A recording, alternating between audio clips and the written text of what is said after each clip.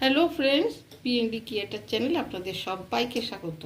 আজকে আমি একটা রেসিপি নিয়ে এসেছি, সেটা হচ্ছে পমফ্রেট মাছ রসুন দিয়ে। এটা একবার বাড়িতে বানিয়ে খেয়ে দেখুন, ভীষণ ভালো লাগবে। তাহলে চলুন রেসিপিটা শুরু করি। রেসিপিটা প্রথম থেকে শেষ পর্যন্ত দেখুন, স্কিপ না করে। রসুন দিয়ে পমফ্রেট মাছের ঝাল করতে আমি এখানে মাছগুলোকে নুন হলুদ মাখিয়ে রেখেছি।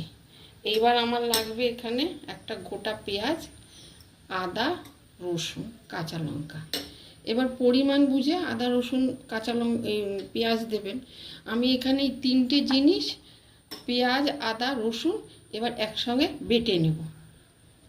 কড়াইতে তেল দিয়ে দিয়েছি, এটা কিন্তু সর্ষের তেল দিয়ে হবে। কড়াইতে তেল দিয়ে দিয়েছি, তেলটা গরম হয়ে গেছে। এবার আমি মাছগুলোকে ভেজে নেব।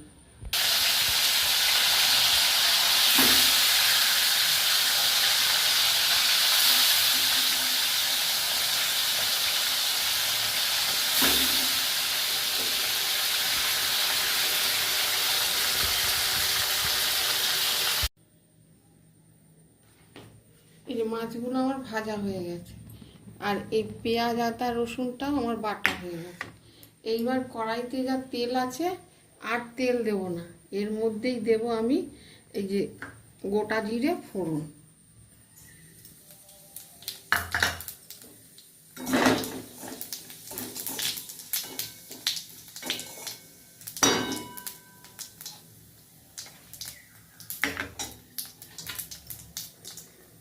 এইবারে দেব এই কটা কাঁচা লঙ্কা।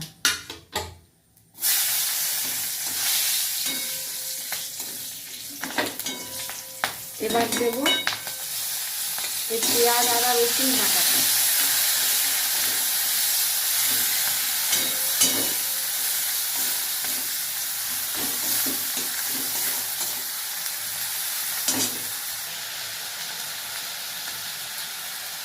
এবার দেব পরিমাণ মতো লবণ।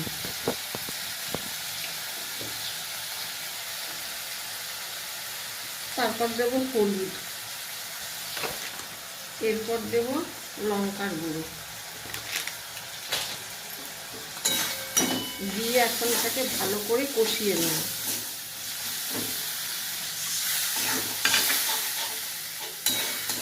আর দেব একটু চিনি, অল্প পরিমাণে দেব একটু চিনি।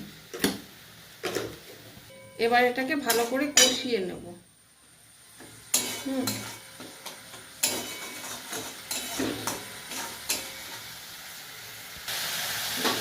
এই মশলাটা এবারে কষানো হয়ে গেছে।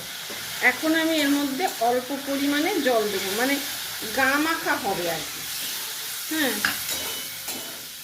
জল দিয়ে এবার মাছগুলো ছেড়ে দেবো। এই মাছগুলোকে এবার ছেড়ে দিলাম। এবার একটু ঝোলটা টানলে এটাকে নামিয়ে নেব। এই যে ঝোলটা এবার হয়ে গেছে, এবার আমি এটাকে নামিয়ে নেব।